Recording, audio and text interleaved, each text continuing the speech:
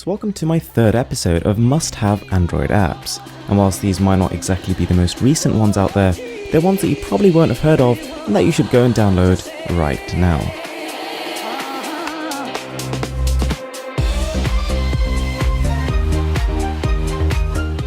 So let's kick things off with Orbital Key.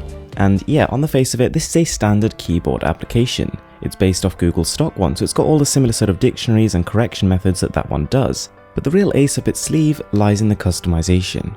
Whilst there are some inbuilt themes which are great, that's not really the focus here, because Orbital Key lets you make your own themes. You can customize everything from each individual key to the emoji button to the spacebar, and not only can you choose flat style colors that are built in, but you can add a personalized image of your own. So with a bit of a time investment, you could make the keyboard of your dreams. So to be honest, I'm not normally much of a fan of weather widgets. I think they look a little bit messy, a little bit cluttered on your home screen. But the Google Now weather widgets for Super, whilst there are only 3 in the pack, genuinely look very nice. They look like they were built by Google themselves, contain a lot of information, and also offer a material design. So then we've got an application called Dumpster, and after you start using it, you'll kind of think to yourself, where was this my whole life? Essentially, it adds a recycle bin functionality to your smartphone. So all those times you accidentally delete a photo or video that you really genuinely wanted to keep, you go into the Dumpster application, tap on it, and then click Restore. With the free version, you're pretty much limited to that, but with the premium, you've got the option to back up everything you delete onto the cloud, which is a double-edged blade really, because you've got the security of having everything backed up, but at the same time it's not going to clutter up your phone. So then we've got a wallpaper application called Frame, and the wallpapers here are genuinely really high quality. They've got a consistent theme of minimalism, of cleanliness, a bit of industrial design thrown in there, and the user interface is just beautiful. It's really easy to navigate, makes a lot of sense, and generally speaking all the wallpapers are really high resolution. What I would say about the resolution though is that there is a little bit of a disparity.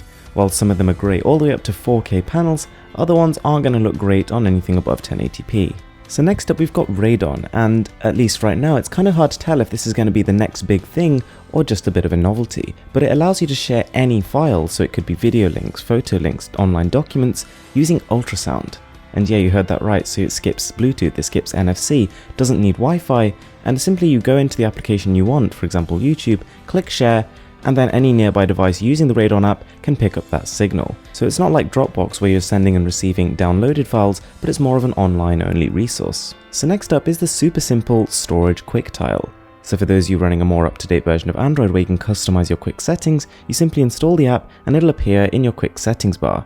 And once you tap it, it'll take you straight to your storage. Super convenient. Application number 7 is more just a bit of fun than anything that is particularly crucial for your phone's functionality, but I recommend it just as much as the other apps.